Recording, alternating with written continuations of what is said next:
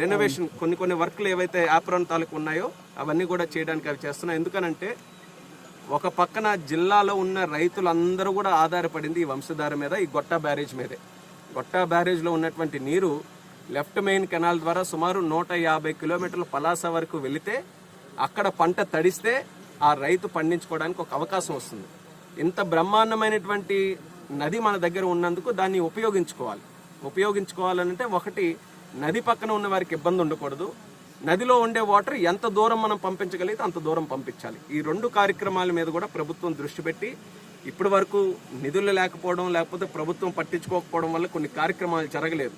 కానీ మన ప్రభుత్వం వచ్చిన తర్వాత చంద్రబాబు నాయుడు గారు కూడా రైతులని, వ్యవసాయాన్ని, ఇరిగేషన్ వాటర్ని ఇదే ప్రముఖమైన సబ్జెక్ట్స్గా పెట్టుకొని దీనికే ఎక్కువ డబ్బులు కూడా కేటాయించి ఈ కార్యక్రమాలన్నీ ముందుకు నడిపించడం జరుగుతుంది. కాబట్టి ఒక ఆశ, మన అందరికీ కూడా ఒక ఆనందకరమైన విషయం, చంద్రబాబు నాయుడు గారు ఉన్నారు, ఆయన నిధులు ఇచ్చి మనకి ఈ కార్యక్రమాలన్నీ కూడా చేయిస్తారన్న నమ్మకాన్ని స్థానికులకి, జిల్లా వాసులందరికీ కూడా తెలియజేస్తున్నాం. వరదకి సంబంధించి అయితే ప్రస్తుతానికి ఎక్కడా కూడా ఇబ్బందికరమైనటువంటి పరిస్థితులు లేవు, అంతా కూడా కంట్రోల్లో ఉంది. అధికారులు కూడా చాలా చక్కగా పనిచేస్తున్నారు. ఇప్పుడు మాతో పాటు కలెక్టర్ గారు ఉన్నారు, అలాగే జేసీ గారు, మరి ఆర్డీఓ గారు, ఎస్పీ గారు కూడా ఇక్కడికి వచ్చారు.